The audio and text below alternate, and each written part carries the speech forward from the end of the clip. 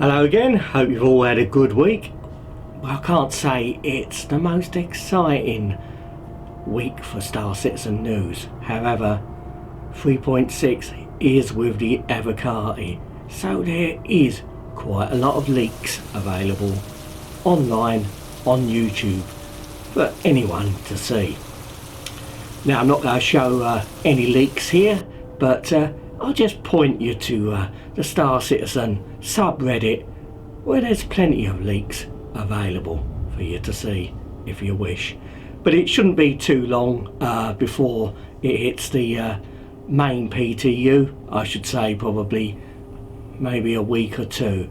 At the moment they're only actually testing small pieces of what will be in 3.6, as usual with the Evocati, and when it goes to the PTU there'll probably be the same procedure as normal, where features will be added as time goes by.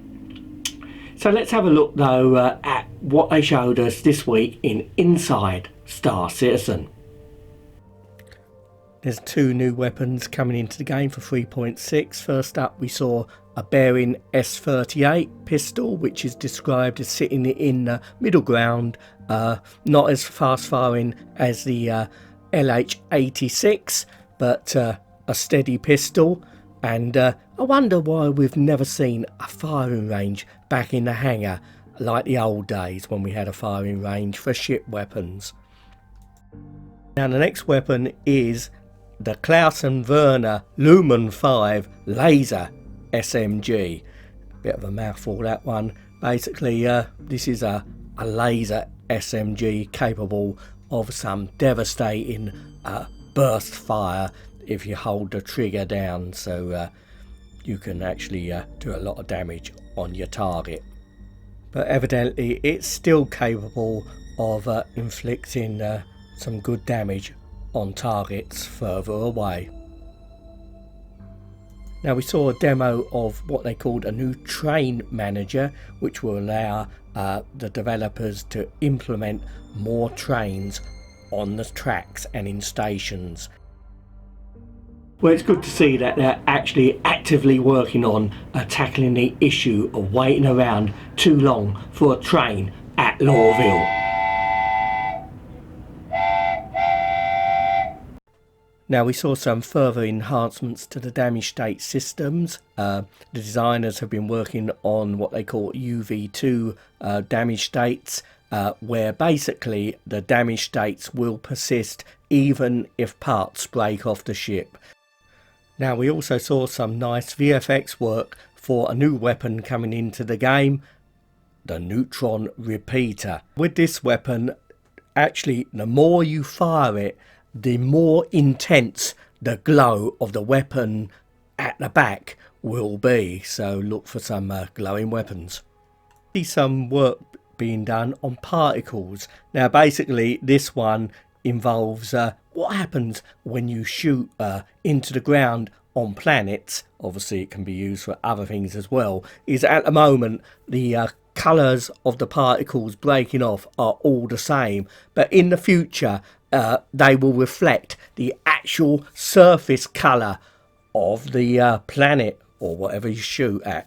And we saw more on decoupled lighting, which enhances the lighting effects to make them look well, ultra realistic.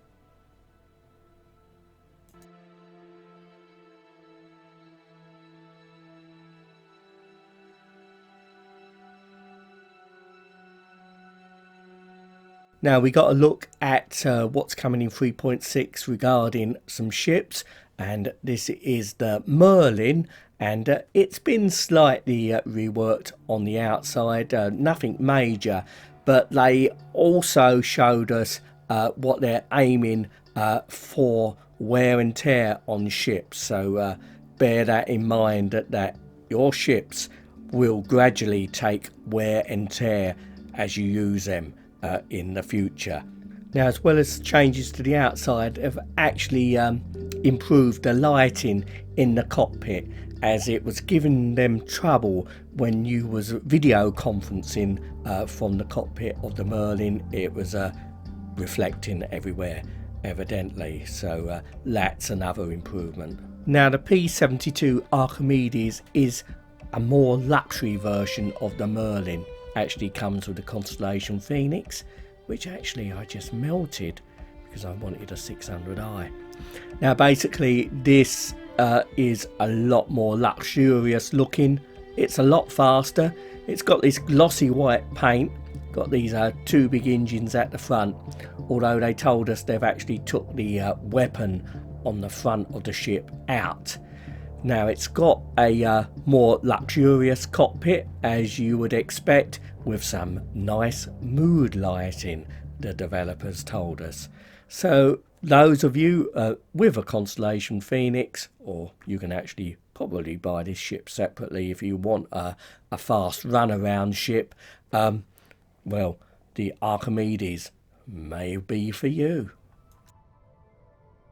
Now, as I said earlier, 3.6 is with the Evocati testers, the select group of early testers who are really dedicated to finding those bugs. Now, they told us in Inside Star Citizen that they've recently added 1,500 new testers to that group, and if you're interested in trying to become Evocati, all you have to do is play the game more and contribute as much as possible to the issue council, and you may well become an Evocati member. Well, that's the news highlights for this week. Hopefully they'll be a little bit more exciting next week. So until next time, you all take care, and hopefully I'll see you again sometime soon. Bye for now.